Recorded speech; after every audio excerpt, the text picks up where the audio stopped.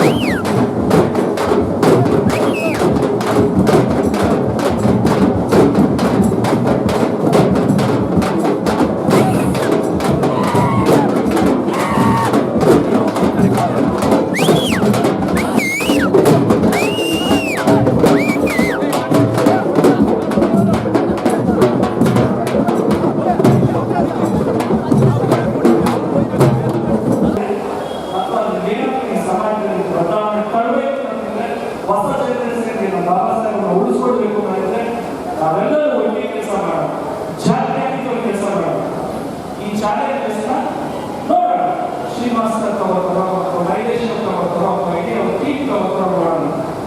ನಾನು ನಿಮ್ಮ ಜೊತೆಗೆ ಎಲ್ಲರೂ ಸೇರಿಸ್ತಾರೆ, ಎಲ್ಲ ಮಕ್ಕಳು ಸೇರಿಸ್ತಾರೆ. ಹೈಸ್ಕೂಲ್ನಲ್ಲಿ ಬರ್ಬೋದು, ಜೂನಿಯರ್ ಕಾಲೇಜ್ನಲ್ಲಿ ಬರ್ಬೋದು. ಒಂದು ದೇವಸ್ಥಾನವನ್ನು ಪ್ರವೇಶ ಮಾಡ್ತಾರೆ. ಅವರಿಗೆ ಭಕ್ತಿ ಹೆಚ್ಚಾಗಿಲ್ಲ. ಅವರಿಗೆ ನಮ್ಮ ಮಕ್ಕಳನ್ನ ಪ್ರತಿಪಾದಿಸಲಿಕ್ಕೆ ದೇವಸ್ಥಾನವನ್ನ ಪ್ರವೇಶ ಮಾಡ್ತಾರೆ ಅಂತ ನಮ್ಮ ಸಾಹಿತ್ಯಗಳು ತುಂಬಾ ಅಚ್ಚುಕಟ್ಟಾಗಿ ಹೇಳಿದ್ರು. ಅದೇ ರೀತಿ ಆ ಕೆರೆ ನೀರನ್ನು ಮುಟ್ತಾರೆ. ಕೆರೆ ನೀರನ್ನು ಮುಟ್ಟಿದಾಗ ಬಾಬಾ ಸಾಹೇಬ್ ನೀರಡಿಕೆ ಆಗಿದ್ದಿಲ್ಲ, ಮಂಚಬಳ್ಳಿ ನೀರಡಿಕೆ ಆಗಿತ್ತು ಅಂತ ಕೆರೆ ನೀರನ್ನು ಮುಟ್ಟಲಿಲ್ಲ. ಭಕ್ತಿ ಹೆಚ್ಚಾಗಿತ್ತು, ದೇವಸ್ಥಾನವನ್ನು ಪ್ರವೇಶ ಮಾಡಲ್ಲ ಅವರು.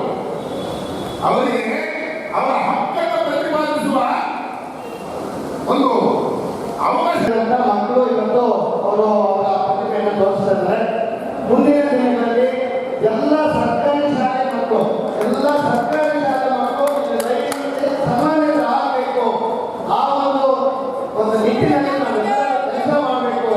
ಸರ್ಕಾರಿ ಶಾಲೆ ಮಕ್ಕಳು ಯಾರಿಗೂ ಕಡಿಮೆ ಇಲ್ಲ. ಸೊ ಅದು ಒಂದು ಆಸೆ ಬಂದಿದೆ. ಈಡೇರಿಸೋದಕ್ಕೆ ನಾವೆಲ್ಲರೂ ಸಹಕಾರ ಕೊಡಬೇಕು ಅಂತ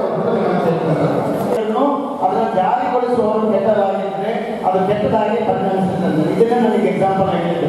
ಸೊ ನಾವು ಈಗ ಶಾಸಕರಾಗಿದ್ದೀವಿ, ನಮ್ಮ ಸರ್ಕಾರ ಇದೆ ಅಂತ ಹೇಳ್ಬಿಟ್ಟು ಒಂದು ಸರ್ವಾಧಿಕಾರಿ ಧೋರಣೆ ನಮ್ಮ ತಲೆಯಲ್ಲಿದ್ರೆ ನಾನು ಮಾಡಿದ್ದೆ ಸರಿ ಅಂತ ಒಂದು ಇದಿದ್ರೆ ನಿಜವಾಗ್ಲೂ ಅದು ಯಾವತ್ತೂ ಒಳ್ಳೆಯದಾಗಿಲ್ಲ. ಇವತ್ತು ನಮ್ಮ ಪೊಲೀಸ್ ಇಲಾಖೆಗೆ ಆಗಿರ್ಬೋದು, ತಾಲೂಕು ಆಡಳಿತಕ್ಕಾಗಿರ್ಬೋದು, ಇವತ್ತಿನವರೆಗೂ ನಾನು ಯಾರಿಗೂ ಅವ್ನು ಯಾಕೋ ಸ್ವಲ್ಪ ಎದುರಾಗ್ತಾನೆ, ಅವನ್ನ ಕಟ್ ಮಾಡಿ, ಅವನ್ನ ಸ್ವಲ್ಪ ಕೂಡಿರಿ, ಅವರಿಗೆ ಅರ್ಥಗೊಳಿಸಿ ಯಾವತ್ತೂ ಮಾಡಿಲ್ಲ.